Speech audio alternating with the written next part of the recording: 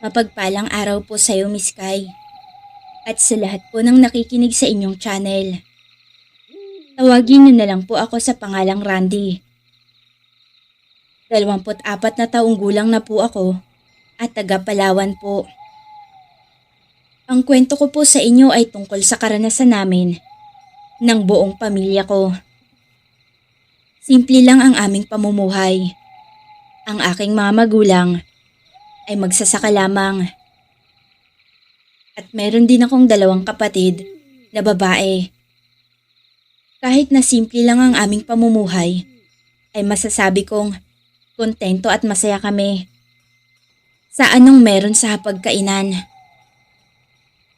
Ngunit ang masaya at simple naming pamumuhay ay magbabago sa isang iglap. Isang araw, habang ako ay nagsisibak ng kahoy, nang lumapit ang nakababata kong kapatid na si Luz.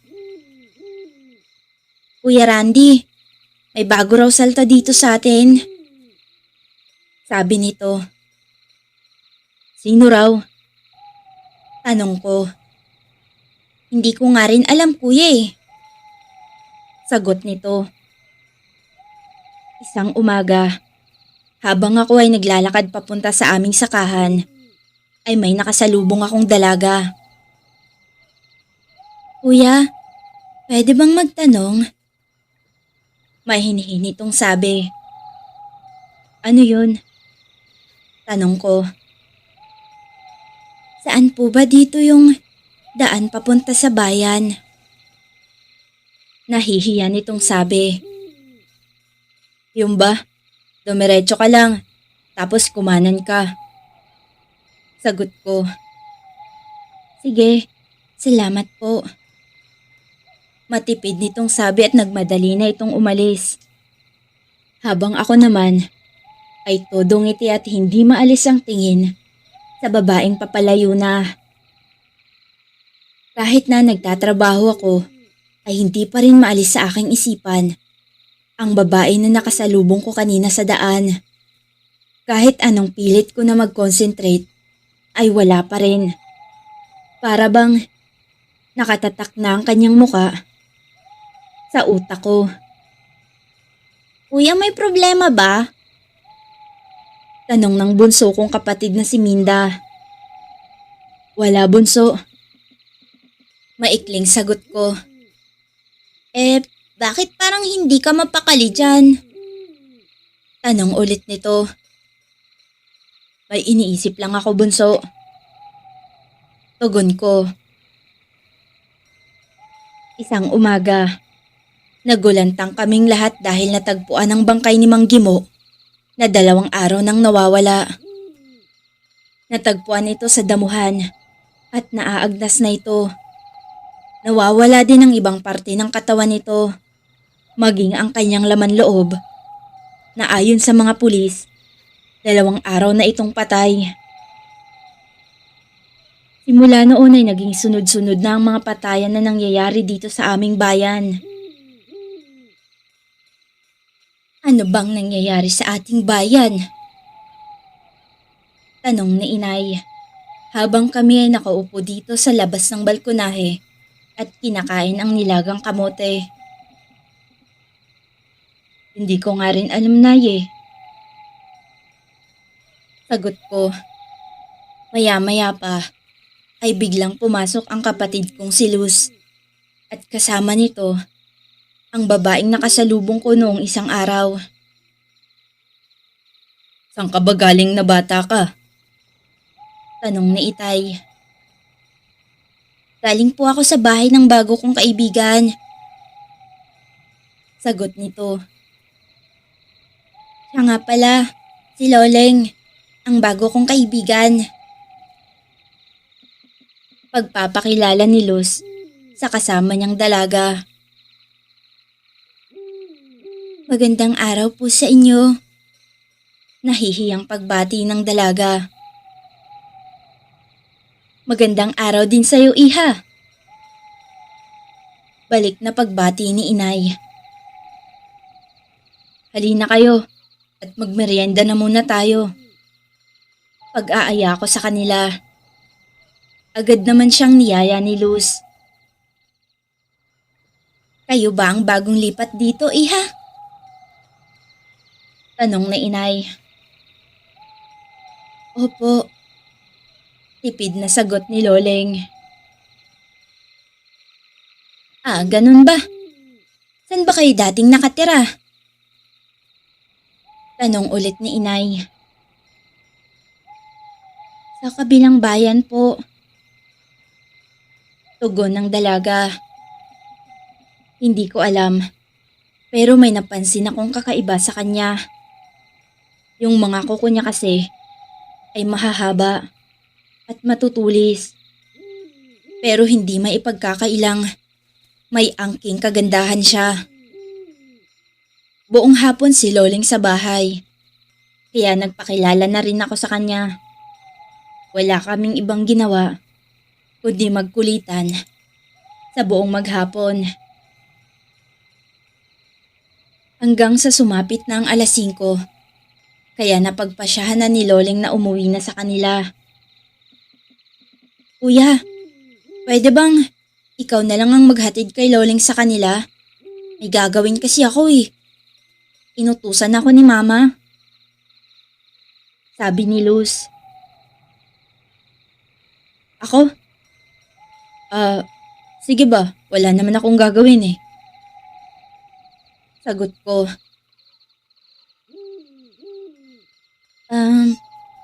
Salamat pala Kuya Randy ah. Sabi sa akin ni Loleng habang kami ay naglalakad na. Salamat sa paghatid sa akin. Dagdag niya pa. Wala yun. At saka, pwede ba, Loleng, wag mo na akong tawagin na kuya. Randy na lang. Okay na sa akin yun. Nakangiti kong sabi sa kanya. Sige, kung yan ang gusto mo, Randy. Wika niya. Habang nag-uusap kami, ay hindi namin namalayan na nakarating na pala kami sa kanila. Maraming salamat ulit sa paghatid sa akin, Randy. Nakangiting pagpapasalamat ni Loleng. Walang anuman, Loleng. Tugon ko. Habang nag-uusap kami, ay may biglang lumapit sa aming isang lalaki. Kaya naman nagulat kaming pareho. Loleng, saan ka galing at sino yung kasama mong lalaki? Galit na sabi nito sa babae, kaya ako nang sumagot. Kaibigan niya po ako at galing kami sa bahay namin. Magalang pero matigas kong sabi. Hindi ikaw ang tinatanong ko. Galit nitong baling sa akin. Habang nalilisik ang mga mata nitong nakatingin sa akin. Kaya naman ay nakaramdam ako ng takot. Sumagot ka, Loleng. Muli nitong sigaw. Pasensya na po, Ama. Gusto ko lang po magkaroon ng kaibigan. Kaya nakipagkaibigan ako sa kanila. Nakayokong sabi ni Loleng. Sinong may sabing pwede kang makipagkaibigan sa mga tulad nila? Nagngingit-ngit nitong sabi. At ilang sandali pa ay nakita ko ng kanyang mga mata ay naging pula ito. Kaya napatras ako. Pasensya na po, Ama. Saad ni Loleng. Pasok sa loob. Maotoridad nitong utos kay Loleng. At ikaw, umalis ka na. Galit nitong asik sa akin. Kaya dahil sa takot ko, ay napagpasyahan ko na lang na umalis. Pero bago ako umalis, ay nilingon ko muna si Loleng at saka nagpatuloy sa pag-alis sa bahay nila. Habang nasa daan ako, ay iniisip ko ang mga nakita ko kanina. Lalo na ang pagbabago ng mata ng lalaking yun. At napansin ko rin na malansa ang amoy niya. Hindi ko alam kung namamalikmata lang ba ako o imahinasyon ko lang iyon. Kaya naman pinagsawalang bahala ko na lamang ang lahat. Pinaumagahan, 2 bangkay na naman ang natagpuan sa kakahuyan. At gaya ng dati, nawawala ang ibang parte ng katawan nito. Walang makuhang lead ang mga pulis kung sino ang may gawa. Kaya mas lalong lumakas ang loob ng mga tao dito na hindi talaga tao ang may gawa nun, kundi isang aswang. Kaya yung iba naming mga kabarangay ay nagsialisa na dahil sa takot. Pero kami, hindi namin pwedeng iwan ang aming sakahan. Lalo pat malapit na ang anihan. Nagpatuloy din ang pagkakaibigan namin ni Loleng hanggang sa ligawan ko siya. Hindi nagtagal ay sinagot niya rin ako. Kaya sobrang saya ko. Loleng, salamat. Sabi ko sa kanya. Para saan naman? Tanong nito sa akin. Para sa pagsagot mo sa akin. Ngiti kong sabi. Wala yun. Tsaka, hindi ka naman mahirap mahalin eh. Saad ni Loleng. Habang masaya kaming dalawa na nag-uusap, ay lingid sa kaalaman namin, ay may isang nilalang na pala na nanlilisik ang kanyang mga mata at nagngingit-ngit ito sa galit habang nakatingin sa amin. Lumipas pa ang mga araw.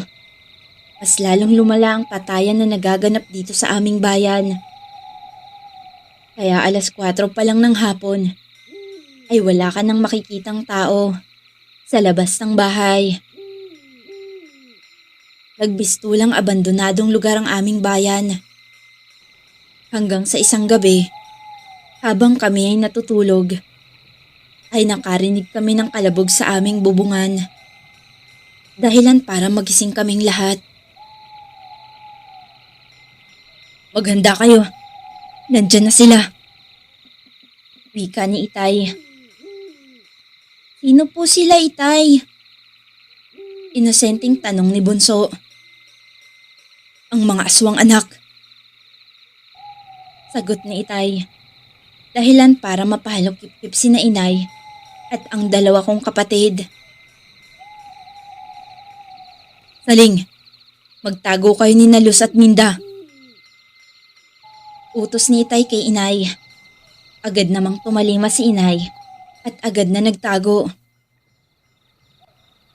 Anak Randy, ano man ang mangyari ngayong gabi, ipangako mo na poprotektahan mo ang iyong ina at mga kapatid mo. Wika ni Itay habang hawak nito ang balikat ko. Tumango lang naman ako bilang sagot sa kanya. Ilang sandali pa ay tagumpay na nabutas ng mga aswang ang aming bubungan at pumasok na sila sa loob ng aming bahay. Nakipag-away kami ni Itay sa mga aswang. Nagtamo ako ng sugat sa aking balikat at sa likod, habang si Itay naman ay may sugat sa dibdib at kamay. Pero ganun pa man, ay hindi pa rin kami tumigil sa pakikipaglaban. Hanggang sa nakita ko si Itay na nakahandusay sa sahig at naghihingalo ito. Kaya agad ko itong nilapitan. Tay! Umiiyak kong sabi. Anak, huwag kang susuko. Lumaban ka para sa akin. Sa inay at sa dalawa mong kapatid. Nahihirapang sabi nito sa akin. Bago siya, nalagutan ng hininga. Tay! Malakas kong sigaw habang yakap-yakap ko ang bangkay ng aking ama. Wala na akong pakialam sa mga oras na iyon, kundi ang umiyak at hindi ko alintanang kamatayan na naghihintay sa akin. Nagulat na lamang ako nang tumalsik ang isang aswang. Napapalapit sa kinaroroonan ko para patayin ako. Kaya nag-angat ako ng tingin at nagulat ako nang makita ang isang aswang na nakikipag-away sa kapwa niya at kalahi niya. At kitang-kita ko rin kung paano niya pugutan ng ulo ang isang aswang. Maya-maya pa ay nagbagong anyo ang aswang na sumalakay sa amin at naging tao. Laking gulat ko nang makita ko ang isang lalaki. Napamilyar ang mukha nito sa akin. Traidor ka, Loleng! Bulyaw ng isang lalaki. Patawad, Ama. Ngunit hindi ko kakayanin na pati ang lalaking pinakamamahal ko ay saktan niyo. Galit na wika ni Loleng. Ngunit hindi pa rin nagbago ang timbre ng boses nito at napakahinhin pa rin. Hindi kita mapapatawad, Loleng. Paano mo nagawang ipagpalit ang iyong angkan sa isang tao na tulad niya? Sigaw nito. Mahal ko po siya, Ama. Umiiyak na sabi ni Loleng. Simula sa oras na ito, wala ka ng pamilya, Loleng. At simula din ngayon, wala na rin akong traidor na anak na tulad mo. Wika ng lalaki bago sila umalis. Pero bago pa man sila makalayo, ay nagsalita ulit ito. Sakaling mag-cross ulit ang ating landas, ay ito ang tatandaan mo. Mortal na tayong magkaaway. Sabi nito, bago umalis, dala ang bangkay ng kasama nila. Ganun na lamang ang aking pagkagulantang matapos kong marinig ang salita na lumabas sa kanilang bibig. Anong ibig sabihin nito, Loleng? Tanong ko sa kanya. Randy, magpapaliwanag ako. Tugon nito. Aswang ka rin. Kauri mo ang pumatay sa aking ama. Galit kong sigaw sa kanya. Pero hindi na siya sumagot. Bagkus ay umiyak lang ito ng umiyak. Makaraan ng ilang oras at naging kalmado na ako. Saka siya nagsalita at kinuwento sa akin ang lahat. Lahat-lahat tungkol sa pagkatao niya. Naging mahirap sa akin para patawarin siya. Pero dahil sa payo ng aking ama, ay unti-unti ko siyang napatawad. Di ko nga rin alam, Miss Sky, kung bakit. Ang dali para kay inay at sa dalawa kong kapatid na patawarin siya. Ang tanging sagot lang nila ay lahat tayo makasalanan sa paningin ng Diyos. Sa ngayon, masaya kami ni Loleng na nagsasama bilang magkatipan. Kasama ang aking mga magulang. Ngunit alam kong hindi pa tapos ang aming laban, Miss Sky.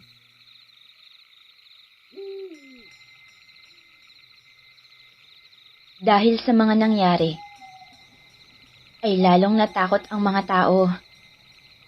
Kaya mas pinili nilang umalis at makitira sa kanilang mga kamag-anakan na nasa malalayong lugar.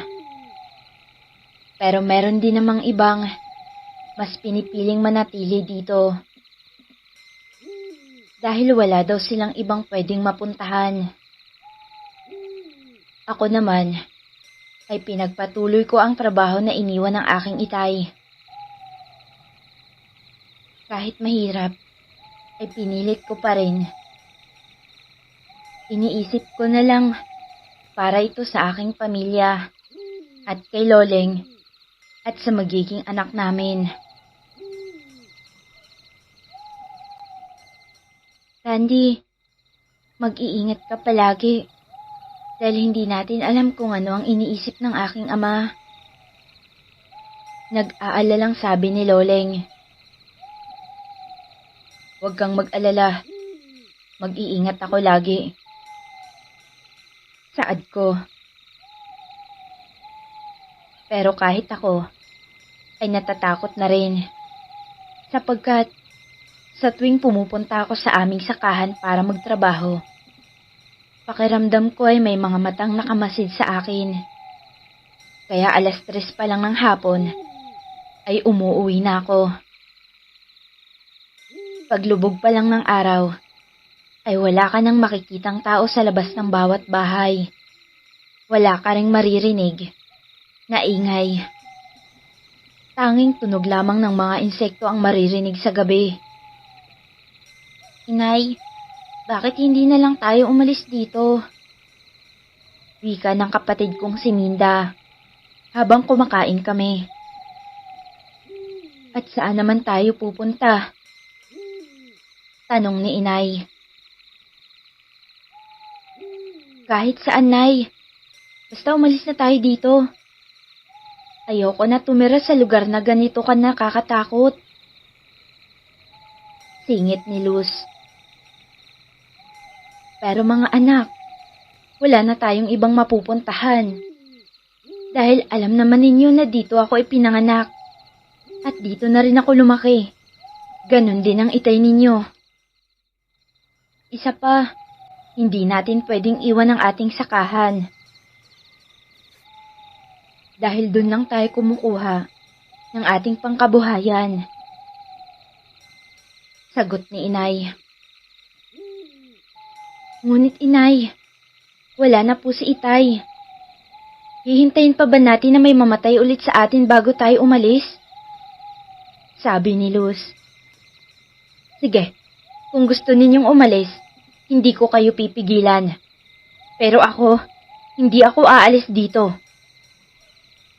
Galit na wika ni Inay. Nakaramdam naman ako ng awa kay Inay.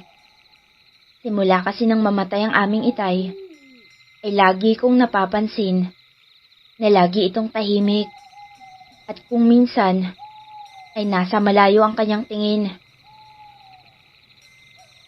Pasensya na po kayo. Kung dahil sa akin at sa aking angkan, kaya nawala si Itay Miguel. Kung sana hindi kami pumunta dito, ay hindi ninyo mararanasan ng ganito. Nakayoko at umiiyak na sabi ni Loleng. Loleng, wala kang kasalanan. Wika ako sa kanya. Huwag kayong mag-alala. Ipaghihiganti ko po si Itay Miguel.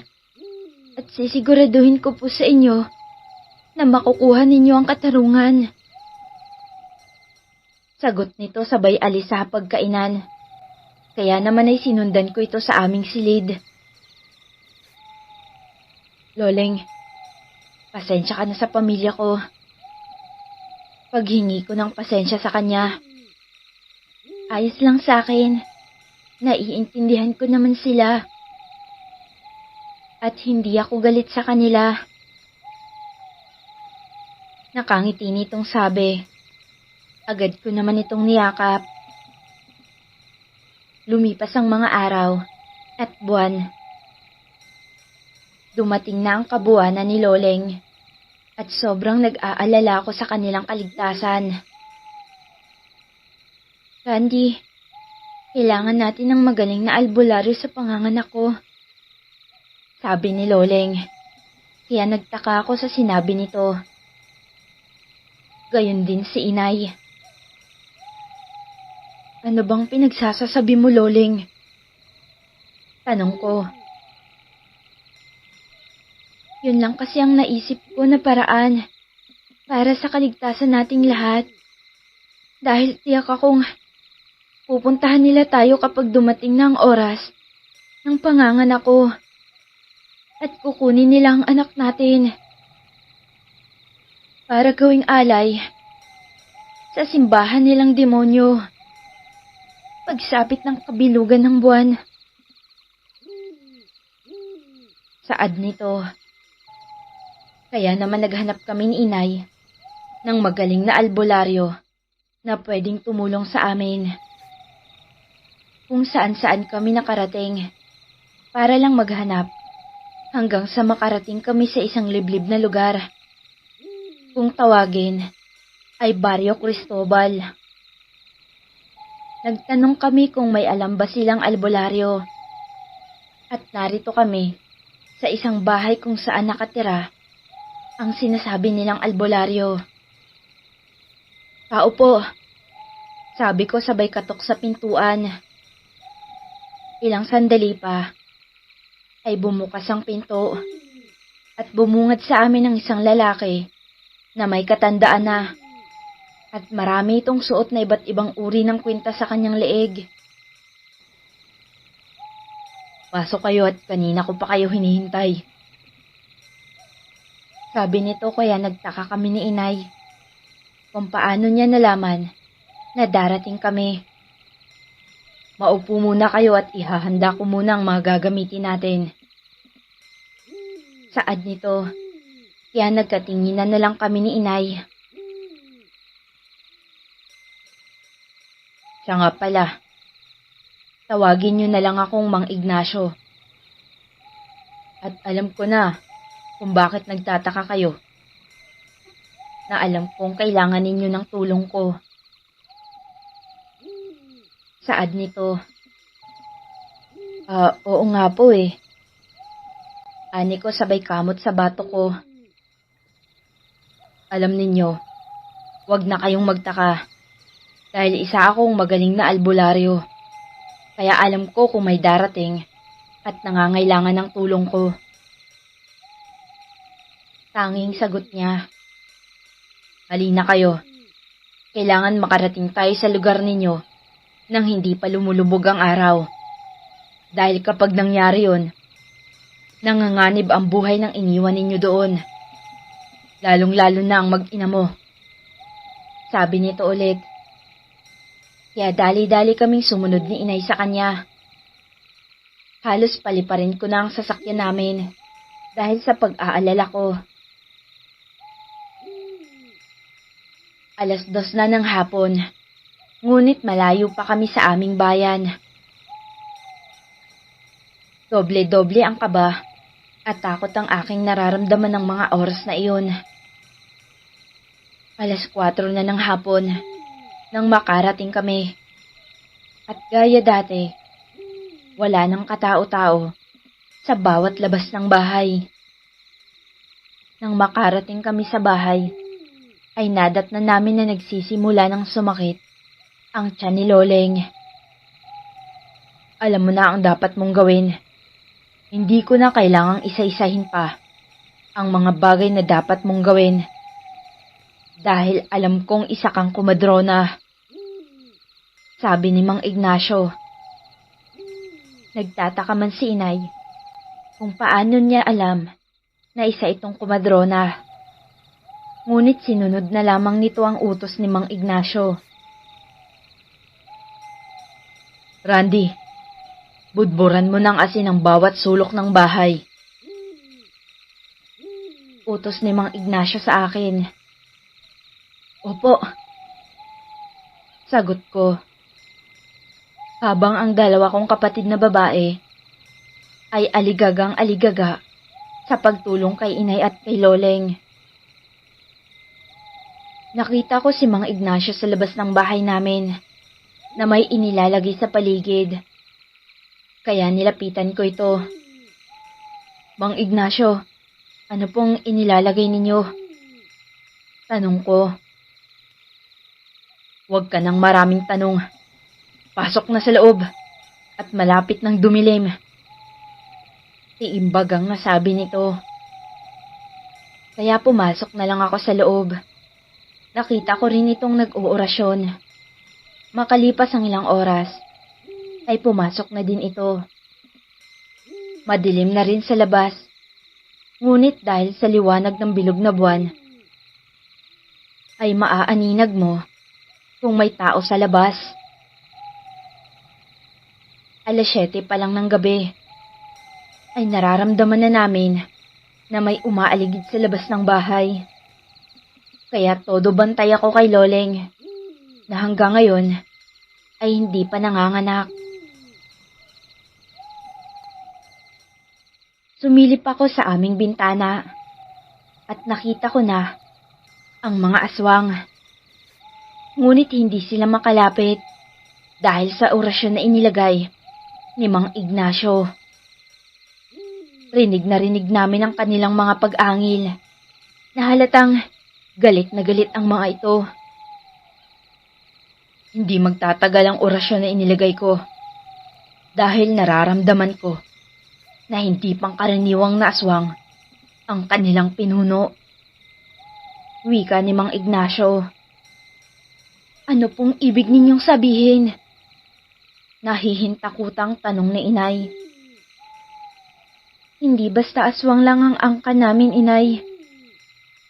Sapagkat kami ay may lahing aswang at mangkukulam. Ang aking ama ay nanggaling sa isang mataas na uri ng aswang na kung tawagin ay gabunan. At ang aking ina naman ay galing sa angka ng mga bantog na mangkukulam. Paliwanag ni Loleng. Nagulat kaming lahat sa sinabi ni Loleng, maging si Mang Ignacio. Hindi ito maaari. Wika ni Mang Ignacio. At mabilis na lumabas ng bahay. Kaya sinundan ko ito. Mang Ignacio, anong ginagawa ninyo? Delikado po dito sa labas. Sabi ko dito. Pumasok ka na. Kailangan kong patibayin ang inilagay kong harang. Sagot nito. Agad naman akong tumalima sa sinabi niya. 11:00 na ng gabi. Ngunit hindi pa rin nanganganak si Loleng. Kaya nag-aalala na ako sa kalagayan niya. Kita sa kanyang muka ang matinding paghihirap. Kaya minabuti ko na iwan muna sila saglit. Pumunta ako sa sala para umupo. At makalipas ang 10 minuto, ay nakarinig ako ng iyak ng sanggol. Kaya dali-dali akong napatayo agad. At pupuntahan ko na sana sila nang marinig ko ang sigaw ni Mang Ignacio. Nasira ang inilagay kong harang! Sigaw nito, kaya tumakbo papunta sa kwarto kung saan naroon ang pamilya ko. Pagpasok ko pa lang, ay agad kong napansin ang kakaibang marka sa noo ng anak ko. Ngunit ipinagsawalang bahala ko na lang muna iyon. Magtago na kayo! Utos ko sa kanila. Agad ko namang inalalayan si Loleng dahil hindi ito makatayo habang karga ang aming anak. Nakarinig naman ako ng kalabog sa salas. Kaya inihinda ko ang aking sarili para muling ipaglaban ng pamilya ko. Maya-maya pa ay nasira na ang pinto ng kwarto na kinaroroonan namin. Pumasok ang ama ni Loleng at ang kanyang mga alagad. Nasaan ang aking apo? Tanong nito. Kahit anumang mangyari, hindi ko sasabihin sa inyo. Matigas kong sabi. Sige, kung yan ang gusto mo. Ngising sabi nito. At sumugod sa akin ang kanyang mga alagad. Gamit ang latigo na ibinigay ni Mang Ignacio, ay buong tapang ko silang hinarap. Hanggang sa sumuka ako ng dugo nang ibalibag ako ng pinuno nila sa pader. Pero pinilit ko pa rin tumayo. Pero agad naman niya akong sinakal. Halos malagutan ako ng hininga. At akmang kakagatin niya na ang leeg ko nang bigla itong tumalsik. Kaya tinignan ko kung sino ang may gawa. At nakita ko si Loleng na nasaan yung aswang ito. Naglaban sila ng kanyang ama. Kitang-kita ko sa mga mata nila na handa silang pumatay. Halos maputol ang kanang kamay ni Loleng ng kagatin ito ng kanyang ama. At nanghihina na ito dahil sa dami ng dugo na lumabas sa kanyang braso. Idagdag mo pang kapapanganak niya lang kanina. Lalapitan sana siya ng kanyang ama para patayin. Nang biglang dumating si Mang Ignacio at may isinaboy ito na biglang nagpasigaw sa ama ni Loleng. Habang hawak-hawak ang kanyang muka at agad na nagbagong anyo ito. Mabilis itong lumipad palabas ng bahay. Hindi pa tayo tapos. Babalik ako at sisiguraduhin ko na mamamatay kayong lahat. Sabi nito, bago lumipad pa palayo. Agad ko namang nilapitan si Loleng. Nanghihina na ito. Kaya inalalayan ko ito na tumayo. Pero agad din itong nawalan ng malay. Nalabis-labis kong ikinabahala. Ngunit dahil sa tulong ni Mang Ignacio, ay nakaligtas si Loleng sa kanyang kamatayan. Pero alam namin na hindi pa rin tapos ang aming laban, Miss Kay. Hindi ko alam kung hanggang kailan matatapos ang lahat ng ito.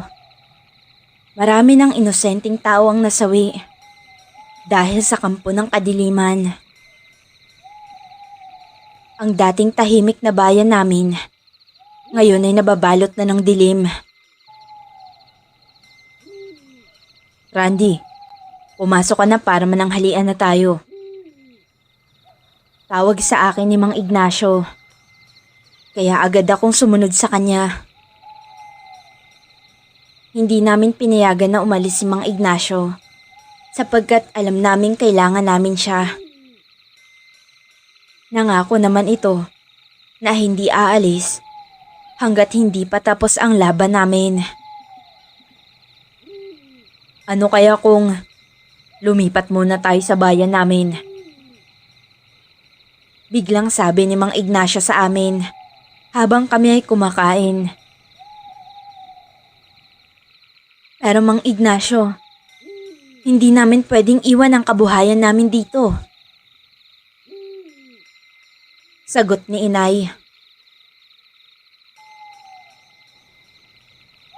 Pero Saling, delikado kung mananatili tayo dito. Saka na lang kayo bumalik kung tapos na ang lahat ng ito. Isa pa, hindi ko naman sinabi na ibenta ninyo ang lupa. Hindi ka ba natatakot na baka may mangyaring masama sa mga anak mo at sa apo mo? Saad nito. Kaya natahimik naman si Inay. Habang abala kami sa pagkain, ay biglang kumalabog ang aming bubungan. Dahilan para mapatayo kaming lahat dahil sa gulat. Dali-dali naman kaming lumabas para tignan kung ano yon. Ganon na lamang ang takot ni Inay nang makitang iyon ay isang ulo ng tao.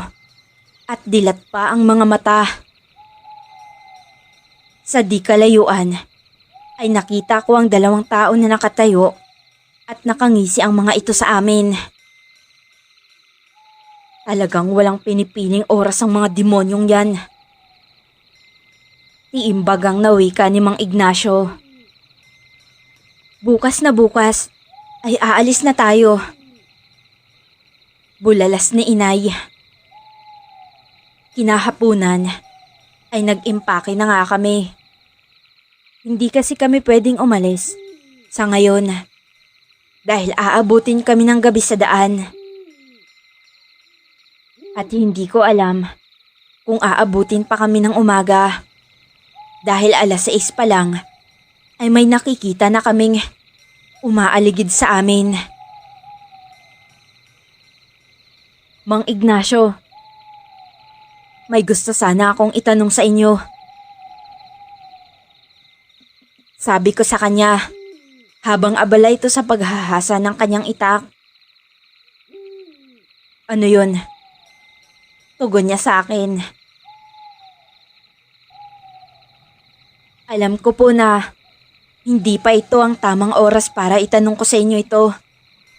Pero hindi po kasi ako matahimik. May nakita kasi akong marka sa noo ng anak ko. Hugis buwan ito at lumiliwanag ito ng kulay pula. Tanong ko sa albularyo. Ano ka mo? Marka? Hugis buwan? Tanong nito na halatang nagulat. Opo. Tanging sagot ko. Isa lang ang alam kong may ganyang marka. Sabi nito at biglang lumungkot ang kanyang muka. Sino po? Tanong ko sa kanya. Si Marcela, ang nawawala kong kapatid. Tugon nito. Kung ganun, bakit meron din ang anak ko? Muling tanong ko sa kanya. Hindi ako sigurado. Pero isa lang ang ibig sabihin niyan. Kung hindi anak ni Marcela si Loleng, ay lamang apo siya nito. Sagot nito sa akin. Pero Mang Ignacio, ano ba talagang ibig sabihin ng markang yun? Ang ibig sabihin nun ay isa siyang mataas na mangkukulam na may kakayahan na masilip ang hinaharap. At kaya niyang baguhin ang kapalaran ng isang nilalang, tao man o aswang. Kaya din niyang patayin ng isang mataas na uri ng aswang, gaya nila Loleng. Paliwanag ni Mang Ignacio. Ibig nitong sabihin na ang anak ko ay nananalaytay sa kanyang mga ugat ang dugo ng mangkukulam. Nagtatakang saad ko. Tanging tango lamang ang kanyang naging tugon nang biglang dumating si Loleng. Kaya nabaling dito ang atensyon ni Mang Ignacio. Loleng, may gusto sana akong itanong sa'yo. Tanong ni Mang Ignacio. Ano po yun? May kilala ka bang Marcela? Marcela? Opo, mama ko po si Marcela. Sagot ni Loleng. Agad namang napayak si Mang Ignacio. Kaya naman laking pagtataka naming dalawa ni Loleng. Bakit po kayo umiiyak, Mang Ignacio? Tanong muli ni Loleng. Nasaan siya ngayon? Buhay pa ba siya? Hindi po. Patay na po siya. Matagal na po siyang pumanaw. Bakit po ba? Kilala niyo po ang nanay ko? Si Marcela. Siya ang nawawala kong kapatid.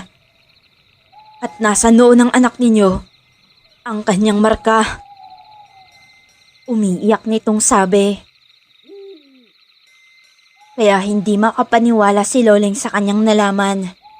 Maging ako ay nagulat din. Ikinuwento sa amin ni Loleng ang buong detalye kung paano niya naging ina si Marcela. Nalaman din namin na hindi pala niya tunay na ama si Gimo, kundi kapatid pala siya ng tunay niyang ama. Sinabi din ni Mang Ignacio na si Marcela ang nakababata niyang kapatid.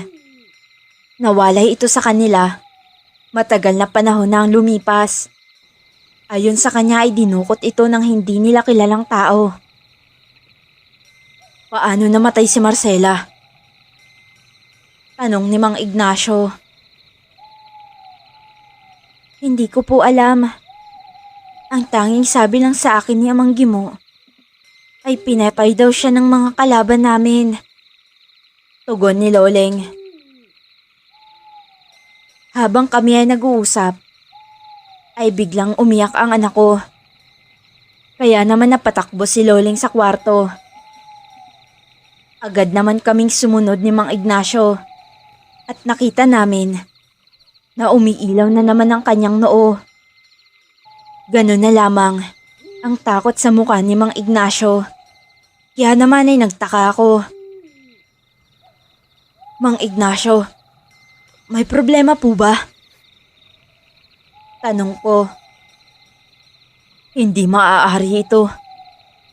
Hindi mapakali nitong sabi. Ano po bang ibig ninyong sabihin? Muli kong tanong sa kanya. Randy, Loleng, makinig kayong mabuti. Kaya nagliliwanag ang noo ng anak ninyo ay upang bigyan tayo ng babala. Pwede po bang linawin ninyong mga sinasabi ninyo, Mang Ignacio? May mamamatay sa atin sa gabing ito. Yun ang babala. Sagot niya. Ano? Hindi ko na naituloy ang sasabihin ko nang makarinig kami ng sigaw mula sa sala. Agad kaming napatakbo papunta kung nasaan ang gagaling ang sigaw. Naabutan namin na may nakapasok ng aswang. Kaya agad kong hinila si Inay at Minda.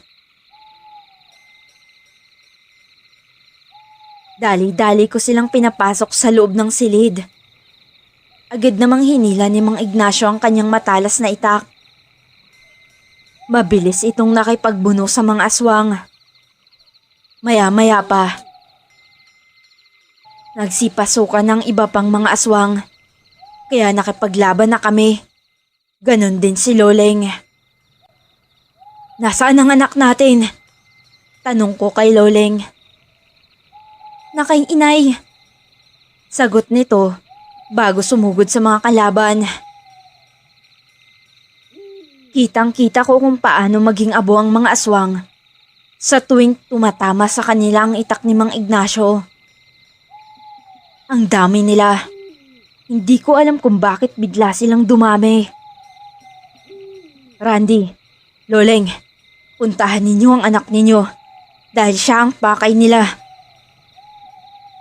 Nakatitiyak ako na alam na ng ama-amahan mo ang kakayahan ng anak mo. Kaya nais niya itong kunin.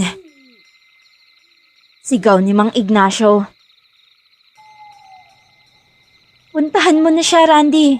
Ako na ang bahala tumulong kay Mang Ignacio. Sigaw ni Loleng. Pero hindi kita pwedeng iwan. Hindi ko rin pwedeng iwan si Mang Ignacio. Sige na, puntahan mo na ang anak natin. At mas may kakayahan akong lumaban kesa sa'yo. Saad nito. Kaya wala na akong nagawa, kundi iwan silang dalawa ni Mang Ignacio. Randy, nasaan na si Loleng at Mang Ignacio? Bakit mo sila iniwan? Tanong ni Inay. Nandun po sa labas, Inay. Sagot ko. Maya-maya pa, nakarinig na kami ng kalabog sa pinto. Kaya napaatras kami. Ilang sandali pa ay tuluyan ang nasira ang pintuan ng kwarto. ibigay ninyo sa amin ang sanggol. Kung ayaw ninyong, mamatay kayong lahat. Sabi ni Gimo. Kahit anong mangyari, hindi ko ibibigay ang anak ko sa inyo. Magkamatayan muna tayo bago ninyo makuha ang anak ko. Matigas kong sabi. Pinuntahan ko na si inay. At ang dalawa ko pang kapatid. Sa tingin mo mapoprotektahan mo sila? Natatawang tanong niya. Oo. Maikli kong sagot, sabay sugod sa kanya. Nakipaglaban ako sa kanya kahit alam kong wala akong laban sa lakas niya. Halos mabali ang buto ko sa buong katawan. Nang ibalibag niya ako at nilapitan niya si inay na kalong-kalong ang aking anak. Ibigay mo sa akin ang sanggol, tanda. Wika ni Gimo, pero umiiling-iling lang si inay. Kung ganon, ay ito na ang huling gabi mo, tanda. Rinig kong sabi ni Gimo. Kasabay nun, ay bigla niyang tinusok ang tiyan ni inay at bumulwak ang dugo sa kanyang bibig. Kinuha naman niya ang anak ko. Kitang-kita ko rin kung paano bawian ng buhay si inay. Malakas akong napasigaw at sinubukan kong tumayo pero hindi ako makatayo dahil sa nabali ang paa ko. Nakita ko rin na nilapitan ni Gimo sina Luz at Minda. Hinaplos niya pa ang leeg ni Luz at inamoy-amoy. Hayop kang demonyo ka! Huwag mong idamay ang mga kapatid ko! Sigaw ko, pero hindi niya iyon pinansin. Nang kakagatin na sana niya ang leeg ni Luz, ay biglang dumating si Loleng at nakipaglaban ito sa kanya. Halos gumuho na ang buong bahay dahil sa lakas nilang dalawa. Nanghihina na si Loleng sa dami ng natamo nitong sugat mula kay Gimo. Paano mo nagawang traidorin ako, Loleng? Manang-mana ka talaga sa ama mo. Sige, total mamamatay ka na rin naman. Sasabihin ko na sa'yo ang isang sikreto. Ako ang pumatay sa ama mo dahil inagaw niya sa akin si Marcela. At ako ang unang nakilala ni Marcela. At minahal ko siya ng sobra. Kahit hindi niya alam, pero nang dumating ang ama mo, ay naging malamig na ang pakikitungo sa akin ni Marcela.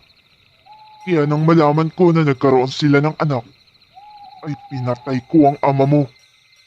Pero dahil sa pagmamahal ni Marcela sa iyo, ay nagpakamatay ito.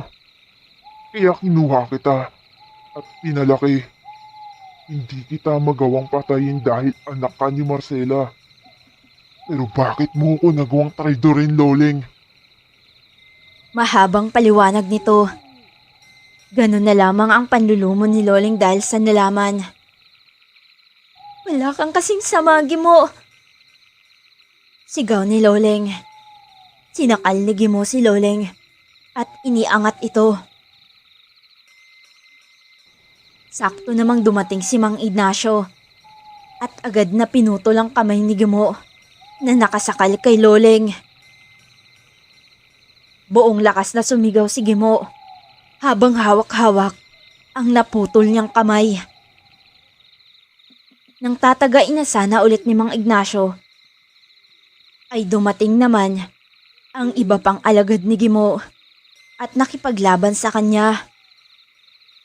Ang iba naman ay itinakas na si Gimo.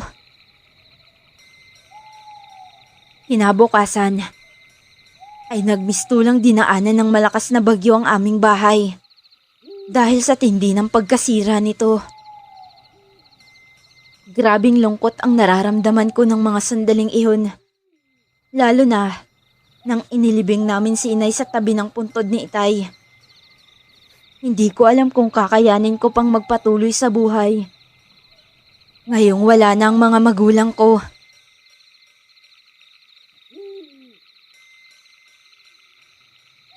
Sa ngayon, ay nakatira kami sa bahay ni Tio Ignacio. Nangangamba kasi ako para sa kaligtasan namin. Dito ay mas komportable kami na hindi madaling makapasok ang mga alagad ng dilim. Magkaganon man, hindi pa rin kami dapat makampante dahil alam namin na hindi basta-basta ang aming kalaban. Nakahanda kami sa anumang oras at handang lumaban kung sakaling umatake na naman dito sa amin ng mga aswang. Ilang araw at gabi na ang lumipas nang wala kaming kakaibang nararamdaman. Kaya kahit papaano ay nakahinga kami ng maluwag. Alam ko na kung bakit nais nilang kunin ang anak ninyong si Laila. Wika ni Tio Ignacio. Ano po ang dahilan? Tanong ni Loleng. Dahil nasa kanya ang kakayahan ng iyong ina. Nais niya itong kunin para siya ang magpalaki at kapag dumating na sa tamang edad si Laila, ay gagamitin niya ito sa kasamaan. Paliwanag ni Tio. Hindi ako papayag. Magkakamatayan muna kami bago niya makuha ang anak ko. Galit na sabi ni Loleng. Nga pala, nasaan si Naminda at Lucy? Tanong ni Tio. Nasa kwarto, Chong. Pinapatulog si Laila. Sagot ko. Sabihan mo sila na kapag lalabas ng bahay ay huwag silang lalayo dito. Mahirap na. Baka mapahamak sila. Wika nito. Opo. Tanging sagot ko. Hindi pa gaanong magaling ang mga sugat na natamo ni Loleng. Lalo na ang kanyang braso. At ganon din ako. Pero magkaganon man, ay nagsasanay ito sa pakikipaglaban. At tinutulungan siya ng tiyuhin niya para daw mas mahasa pa ang kanyang kakayahan. Pinayuhan din kami ni Tio na kung maaari daw ay umalis muna ang mga kapatid ko at si Laila para sa kaligtasan nila. Pero hindi pumayag si Loleng, lalo na't malalayo sa amin ang anak namin. Kaya wala na kaming nagawa kung hindi hayaan na lang kung ano ang gusto niya. Malapit na ang kabilugan ng buwan, kaya kung lalakas ang kapangyarihan nila. Kaya nag-aalala ako sa kaligtasan ng dalawa ninyong kapatid, lalong-lalo na sa apo ko. Wika ni Tio. Hindi ako papayag na may mangyari sa kanila, Chong. Sambit ko. Isang umaga, isang kapitbahay ni Tio ang humahangos at nagpunta dito. Sinabi nitong may natagpuan daw silang bangkay sa dulo ng kakahuyan. At ang ulo na lang nito ang tanging natira. Kaya pinuntahan namin ito. Halos masuka ako sa aking nakita. Nakakadiri talaga ang itsura ng bangkay na iyon. Sinundan nila tayo. Bulalas ni Tio. Sa sinabi niyang iyon ay alam ko kung sino ang tinutukoy niya. Simula nang may matagpuan na bangkay, ay sunod-sunod na ang patayan na nagaganap. Meron ding mga nawawala at hindi na natatagpuan pa. Hanggang sa sumapit na ang kabilugan ng buwan. Kailangan naming ihanda ang aming mga sarili para sa labang ito dahil sa gabing iyon ay tatapusin na namin ang kasamaan nila at nakahanda kami sa anumang mangyari. Nagdasal muna ako sa Panginoon para sa aming kaligtasan.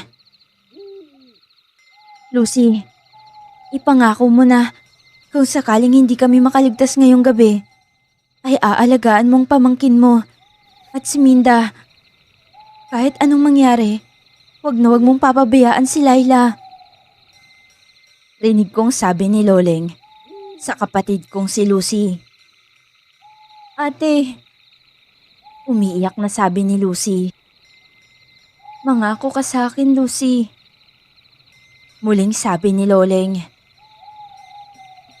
Opo, pangako. Aalagaan ko sila. Sagot nito. Agad namang niyakap ni Loleng si Lucy. 8:00 na ng gabi. Nang naamoy ni Tio ang malansang amoy. Nandito na sila. Wika nito. Kaya agad kaming lumabas ng bahay para harapin sila. Marami sila at nakapalibot sila sa amin. Alam ko na mga bagong yanggaw lang ang iba sa kanila dahil naglalaway pa sila. Nakita ko rin si Gimo na wala na ang isang braso nito. Kampante lamang ito pero nakikita ko sa kanyang mga mata ang matinding galit at puot habang nakatitig sa amin. Lalo na kay Loleng. Habang ang iba naman ay umaangil at parang mga asong gutom na nakahanda kaming ambahan anumang oras. Tapusin na natin ang labang ito ngayong gabi, Amang Gimo. Wika ni Loleng. Huwag mo akong tawaging ama, Loleng. Dahil simula nang traidorin mo ako, ay itinuring na kitang kaaway. Galit na sabi ni Gimo. Sinenyasan naman niya ang kanyang mga kasamahan na sumugod na sila. Kaya agad nila itong sinunod.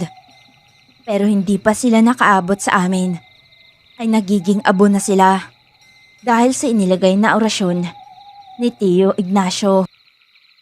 Kaya mas lalong nagalit si Gimo. Yumuko ito at may iginuhit sa lupa. Pagkatapos ay nakita kong lumuhod ito at nagsalita. Ngunit hindi ko naiintindihan ang mga sinasabi nito. Maya-maya pa ay biglang lumitaw ang isang itim na usok at pinalibutan kami. Hindi ito maaari. Papaanong? Hindi na ituloy ni Tio ang kanyang sasabihin nang magsalita si Gimo. Nagulat ka ba, tanda? Kung bakit alam ko ang orasyong iyon? Kinuha ko lang naman ang pinakatago-tagong libro ni Marcela. Nakangising sabi nito. Wala pang 3 minuto ay nasira na ang harang na ginawa at nagsimula na silang sumugod sa amin. Kaya agad akong pumasok sa loob ng bahay at hinanap ang mga kapatid ko. Tinawag ko ang mga ito at agad naman silang lumabas sa kanilang pinagtataguan. Nauutal pang tinanong ako ni Minda kung bakit. Kailangan nyo nang tumakas ngayon. Ani ko. Pero, kuya, wala nang maraming tanong. Dumaan kayo sa likod. Ito, dalhin nyo to. Sabi ko sabay abot sa kanila ng isang boteng may laman na langis. Bigay pa ito ni Tio Ignacio. Ano to, kuya? Takang tanong ni Lucy. Kapag yan ay uminit, ibig sabihin ay malapit sa inyong mga swang. At kapag kumulo, ibig sabihin ay nasa tabi mo na ang kalaban. Sige na, umalis na kayo. Dalian nyo. Sabi ko at niyakap sila. Lalo na ang anak kong si Laila. Matapos nilang umalis ay bumalik na ako sa labas. At nadatnan ko si Loleng at Tio na nakikipaglaban. Kaya wala na akong sinayang na sandali. at agad ko silang tinulungan. Dahil sa dami nila, ay nahihirapan kami. Nakapasok na rin ang iba sa kanila sa loob ng bahay. Ganon din ang pinuno nilang si Gimo. At rinig na rinig ko ang kanyang pag-angil na halatang galit na galit ito. Hanapin niyo ang dalawang magkapatid at pag nakita ninyo ay patayin ninyo sila. Pero huwag niyong sasaktan ng sanggol. Utos nito sa kanyang mga tauhan. Agad naman akong nag-alala sa kaligtasan ng mga kapatid ko. Kaya nang akmang susundan ko sila, ay biglang lumitaw sa harapan ko si Gimo. Mahigpit naman ang hawak ko sa aking latigo. Hindi na kayo sisikatan ng araw bukas. Dahil mamamatay kayong lahat ngayong gabi. Kagaya ng pagpatay ko sa mga magulang mo. Sabi nito. Dahil sa narinig ko, ay lumagablab ang galit sa buong katawan ko. Kaya agad ko siyang sinugod. Nakipagpalitan ako ng lakas sa kanya. Aminado ako na wala akong kalaban-laban sa kanya. Pero hindi pa rin ako sumuko. Tumulo ng dugo sa aking noo. Matapos niya akong ihagis at tumama ako sa pader. Hindi pa man ako nakakatayo ay hinawakan niyang pa ako at hinila niya ako, sabay balibag sa akin. Kaya napasuka ako ng dugo. Agad namang dumating si Loleng. Tinulungan niya akong tumayo. Sundan mo sila, Lucy. Nanganganib sila at ang anak natin. Utos ni Loleng sa akin. Hindi kita pwedeng iwan dito. Sabi ko. Ako na ang susunod sa kanila. Biglang sabat ni Tio Ignacio at nagmamadaling umalis ito. Hinarap naman namin si Gimo. Nagtulungan kami ni Loleng sa pakikipaglaban. Hanggang sa naputo lang isa kong braso matapos niyang kagatin at hilain ito. Walang pagsidla ng sakit na nararamdaman ko sa mga oras na iyon. Narinig ko pa ang pagsigaw ni Loleng. Habang nakikipaglaban ito sa kanyang ama-amahan. Sinubukan kong tumayo mula sa aking pagkakaupo upang tulungan si Loleng. Pero hindi ko na magawa. Napasigaw na lamang ako nang makita kong kinagat ni Gimo si Loleng sa leeg. Pagkatapos ay hinagis niya ito malapit sa kinaroroonan ko. Nakita kong naghihingalo ito at pilit na inaabot ang aking kamay.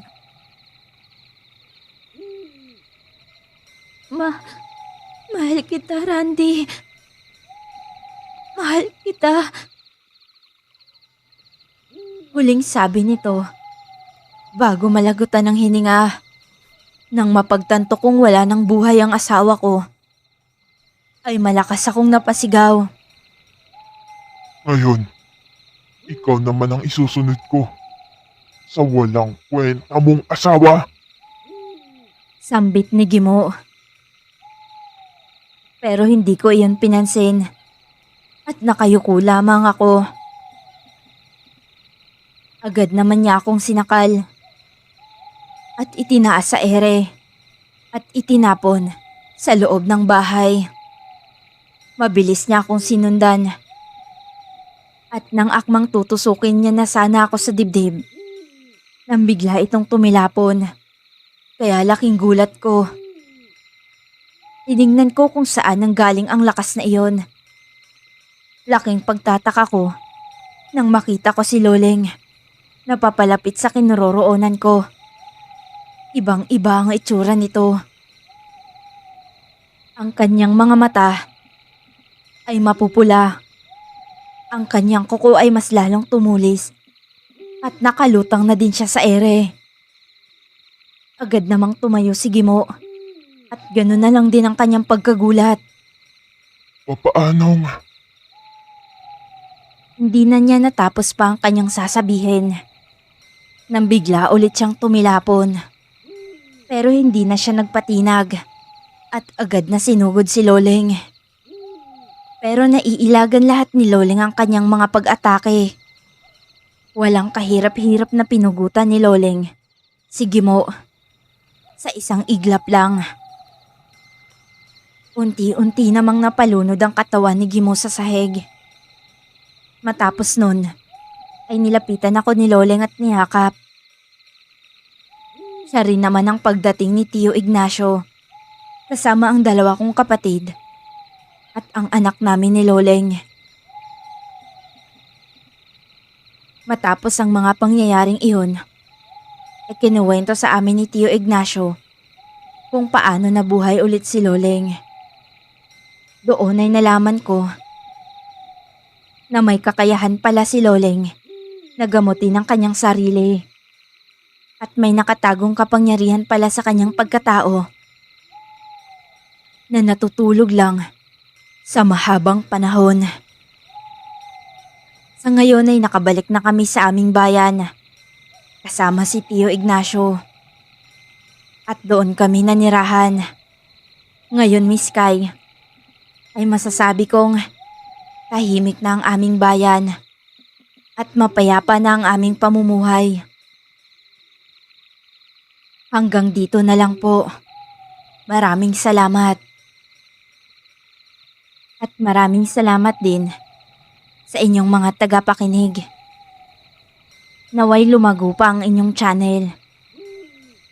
Muli, ako si Randy.